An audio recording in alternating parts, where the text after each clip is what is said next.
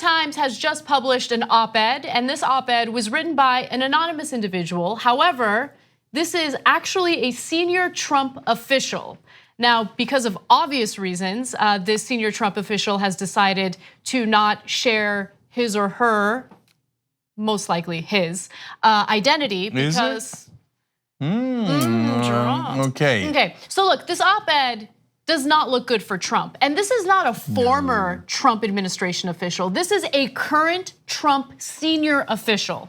And here is what he or she has to say. The dilemma, which he, meaning Trump, does not fully grasp is that many of the senior officials in his own administration are working diligently from within to frustrate parts of his agenda and his worst inclinations. So that's an amazing admission right there. It's unprecedented. I've never seen anything like that where an administration official says, yes, I am inside the administration and working against the wishes of the president.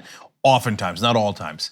He goes on to clarify, let's assume for now that it's a he, because that is the overwhelming majority of the people that work at the White House, that no, you have to understand something. There's a lot that I'm proud of that we did in this administration. Deregulation, tax cuts, you get the picture. Right, and so they're definitely a Republican, no question. You can tell from the way they've written op-ed and how they brag about free markets and all the other things. But what they're saying is, you have to understand, we're not opposed to the president's agenda.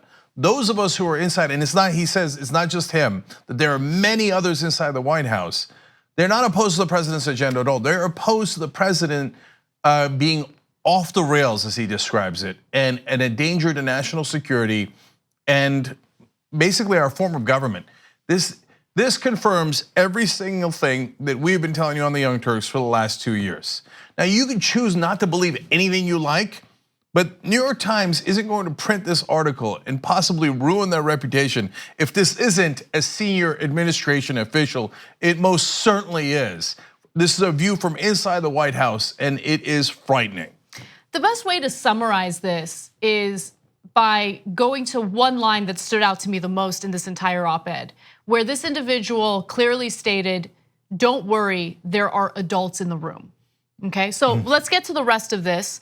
So early on in this op-ed, the Trump administration official says, that there are, of course, people trying to go against or work against or mitigate his worst inclinations. And he says, I would know I'm one of them. So he's clear in saying that he is part of the resistance to Donald Trump within his own administration. To be clear, ours is not the popular resistance of the left. We want the administration to succeed and think many of its policies have already made America safer and more prosperous. Agree to disagree on that, but that's okay. Right, so he continues, the president continues to act in a manner that is detrimental to the health of our republic. See, that's really important. And that's another thing that we've been emphasizing on this show. Hey, people say, won't Mike Pence be worse than Donald Trump because he's actually competent and might get more Republican agenda passed into law? No, that's not the point, guys. You're missing the point. That Donald Trump doesn't believe in democracy. And as this guy talks about, no, he's like in private too. He loves dictators. And he would destroy our form of government and our republic in a heartbeat if he thought it was to his slight advantage, particularly financial advantage. So you're not getting the severity of the situation. That is why there's this unprecedented source within the White House going, he's a danger to the republic. We work with him every day. That is an unbelievable statement, danger to the republic, because Donald Trump is now the president of the United States and does not believe in our form of government. So there were specifics noted in this op-ed, but one of the specifics that stood out to me personally was the utter disdain this particular person has for Trump's policies on trade. And that also solidified, in my opinion, the credibility of this person being in Trump's administration. We're talking about Republicans who traditionally have loved free trade, hate the idea of tariffs. And then Trump comes in and he decides, no, I'm gonna impose tariffs randomly and sporadically and do so in a weirdly retaliatory way. And Republicans have spoken out against it. Now, in this case, there are members of his administration who are lifelong Republicans, I would assume, and they see this, they see Trump's policies, and they're speaking out against it. And this op-ed is no exception. But I want to be clear about something, because that example has two different directions, right? On the one hand, you clearly see that the guy is clearly conservative, Republican, etc. On the other hand, if all of this was just about, hey, I don't like Donald Trump's proposals on free trade, then I'd say this guy is a traitor. I mean, that's a strong language, but and I don't mean to the country, but I would say, yeah, okay, you disagree with the president, you're not allowed to undermine him. Right. Get the hell out of the White House. I don't want him arrested or anything, but I don't care if Donald Trump is the most conservative or the most right-wing guy in the country. If you just don't like his policies, then don't work with him. I need you to understand, and his example is clarifying, it is not about that. It's not about policy. The guy is mentally unstable. He invokes the 25th Amendment, something we've been telling you about on the show all the time. I said it so many times, it's not about impeachment as much as it is about the 25th Amendment. The president is deeply unstable. And to give you an example of how unstable this person thinks Trump is, he writes, the root of the problem is the president's amorality. Anyone who works with him knows he is not moored to any discernible first principles that guide his decision making. So, his morality is called into question, which is unsurprising for us, but it is good to hear it from someone who works closely with him. Anyone who works with him, as he says throughout, knows he's unstable, immoral, changes his mind all the time. So that reference to first principles is, as a politician, you are supposed to theoretically have principles. Now, I think that that's overrated. I don't think a lot of them have principles. I think their principle is who's signing my checks, the donors, etc. Now, having said that, yes, but they at least pretend to have principles. Hey, I am for this and I'm against that. As he explains throughout the article here, he's like, no, he changes his mind on a minute-to-minute basis. There is no guiding principles for Donald Trump. The only thing is what's in his childish, stupid head at that moment. That's why even when they undermine his policies, he doesn't even realize they're undermining his policies because he's too stupid to realize it. Right. So he also writes, in addition to his mass marketing of the notion that the press is the enemy of the people, President Trump's impulses are generally anti-trade and anti-democratic. So the anti-trade part that I was referring to earlier was in that excerpt. But the anti-democratic part is something that this person touched on throughout the op-ed. This worry about Trump's authoritarian nature, this worry about Trump having this affinity for authoritarian leaders throughout the world. He continues to talk about some of Trump's successes, but says that those successes didn't happen because of Trump. Those successes happened despite Trump, which I thought were some strong words. So he lists those successes by saying, effective deregulation, historic tax reform, a more robust military and more. And then he says the successes have come despite, not because of, the president's leadership style, which is adversarial, petty, and ineffective. So that's all the things, again, we've been telling you. You can see with your own eyes, he's clearly adversarial, and some people like that about him. But the question was, is that part of a strategy? And I told you for 2 straight years, any pundit on TV talking about, okay, but Donald Trump did this because his strategy is that. I'm like, no, you don't know him at all. I ignore anything this person says because they're still trying to pretend that Donald Trump is smart and has strategy. No, here is a senior administration official saying there ain't no strategy, and he's wildly ineffective. He's just lashing about because he's unintelligent, a child, impetuous, and yes, your eyes are not deceiving you, ineffective. The only thing we ever get done is despite him, not because he had some sort of brilliant strategy. So there's more.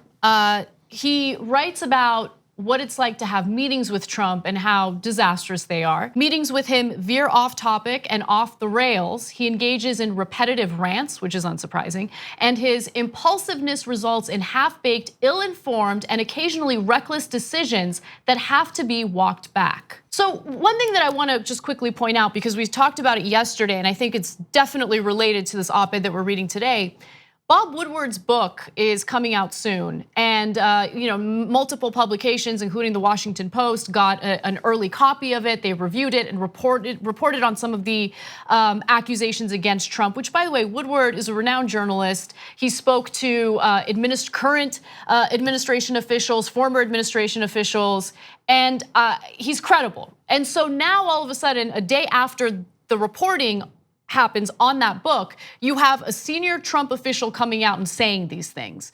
And what it's really doing is reinforcing what Woodward has written about in his book. But more importantly, I think that this is my speculation. I feel like this is a way of someone within the administration trying to calm or ease everyone's nerves, but also maybe even possibly trying to, in the future, clear himself of any possible wrongdoing. Oh, absolutely. Yeah. So, but and they're saying, look, remember, we were the good guys trying to prevent this madman from doing something absolutely crazy. Don't hold us accountable for his actions. We're actually trying to restrain him. I'm going to relate this to Game of Thrones in a little bit, but before I do that, two things on Woodward. And he's at this point fairly establishment, to say the least, right? And so people talk to Woodward if they're worried about something. So the Republicans are going to go talk to Woodward if they want to send a message. And the message that they're sending from inside the White House is, help, help, SOS. You guys that are not inside the White House have no idea how deeply irrational, impetuous, and ineffective Donald Trump is and how mentally unstable he is.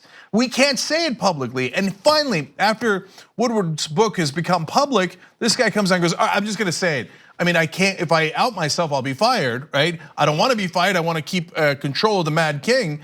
But at this point, I gotta let you know, the guy's lost his mind. We have got somebody in charge who has no mind at all. And that's what's coming through here. And last thing on Woodward is, remember he got famous during Watergate. Him and Bernstein had the famous deep throat source inside the Nixon White House. There's not one deep throat here, there's like dozens of deep throats. So many people inside the administration talked to Bob Woodward and were like, help, help, somebody get this guy out. You guys don't understand the severity of the problem. And I think part of it is a genuine concern about the direction the country's going in. But I think part of it is also the fact that Trump shows how unbelievably disloyal he is to everyone around him. Like he will shiv people, at the slightest perception of wrongdoing, right? And so Trump's made a lot of enemies. And one of the things that I worry about, Cenk, is his base. Because Trump has already planted a seed of rigged elections, media as enemy of the people. And if the Mueller investigation goes forward in the way that we suspect it's gonna go forward, I'm worried that his base is gonna think that there was collusion against Trump and that things could get violent as a result of that. So I don't know, we can have a longer conversation, but I do wanna give you more of what this official wrote. Yeah, quick thing on the basis. Look, at some point, half of them are going to be embarrassed that it turns out they were following someone who had already lost his mind. And just like happened with Nixon, you won't be able to find a Nixon voter. After Nixon got impeached, they would do polls and they'll say, did you vote for Nixon? Now, even though he won and he won overwhelmingly, the polls would indicate that only a tiny percentage of the American people voted for him. The reality is, of course they voted for him. They were just too embarrassed to say it. And yes, there'll be some people who will hold on for dear life and they'll watch InfoWars and they'll believe every conspiracy and they'll think, no, he wasn't crazy. Everyone else inside the White House was crazy. And Q was gonna let us know about how the insane asylum had been let out and put into the White House against the wishes of Donald Trump, even though he picked them, right? And they'll have all these conspiracies, and that'll be a significant chunk of the country. But probably a lot of people will say, Trump, no, I didn't vote for him. I don't know why Trump, who's Trump? Yeah, I mean, to a lesser extent, that happened with George Bush as well. And by the way, I mean, as we go here, you got to understand, there was one other thing that we were right about. Tick, tick, tick, tick, tick, tick, tick, tick. This is the Republicans going, pushing him out the door, going, you guys don't get it. He's got to go. He's got to go. So let me give you more. Some of his aides, meaning some of Trump's aides, have been cast as villains by the media, but in private, they have gone to great lengths to keep bad decisions contained to the West Wing, though they are clearly not always successful. That's gonna go to my Kingslayer theory in a minute. Okay, but there's more. Americans should know that there are adults in the room, and that's what I referenced earlier in the story. We fully recognize what is happening, and we are trying to do what's right even when Donald Trump won't. And finally, given the instability many witnessed, there were early whispers within the cabinet of invoking the 25th Amendment, which would start a complex process for removing the president. But no one wanted to precipitate a constitutional crisis. So we will do what we can to steer the administration in the right direction until, one way or another, it's over. Gary, he's telling you, use the 25th Amendment. We're inside the building. The guy is insane. Use the 25th Amendment. That is when the cabinet gets together and says, And there are a couple of different ways to do it, but mainly the cabinet can say the president is mentally disabled. We need to remove him from office using the 25th Amendment and put in the vice president. I think they're gonna have to go to it. And so that's not me saying it. And I know a lot of people thought, oh no, you guys are progressives, you're biased against them. Look, man, we're biased against all those conservatives, right? That's our perspective. I don't like John McCain. I don't think he lost his mind. I can't stand Marco Rubio, but I don't think Marco Rubio is crazy or stupid. Ted Cruz is a slime ball. That doesn't mean that if he became president, we say, oh, now he's lost his mind. No, he is who he is. This guy, we've been telling you from day one, he's monumentally, and now I'm actually feeling bad about calling him stupid about 1 billion times because he might be mentally damaged. Look, again, it's not me. It's a senior administration official saying, push the button, 25th Amendment. We gotta think about it, and we gotta hang on for dear life inside the White House until it's over. Can he get any stronger than that? It's pretty incredible. And he talks about how privately he shows a preference for autocrats and dictators. And he talks about John McCain and how he was honorable and put that last letter in saying, don't do partisanship. He's like, look, man, I'm a Republican, but this is not time for Republican Democrat games. He said about McCain, Mr. Trump may fear such an honorable man, but we should revere them. Yeah. Wow. Talking about how Trump is such a jerk that he fears honorable people. Okay, so tick, tick, tick, tick. So finally, Kingslayer. Now, obviously in this context, we don't mean literally, we mean politically. But it's possible that there is someone close to the king, a hand of the king, if you will, in the Game of Thrones analogy, who just takes out a political sword and goes, we're done with this, because he's the Mad King. So who could it be? And I'm not saying that they're gonna do it, but if they were a real patriot, they would. And how would they do it? Because again, we're talking about politics here, not physical stuff.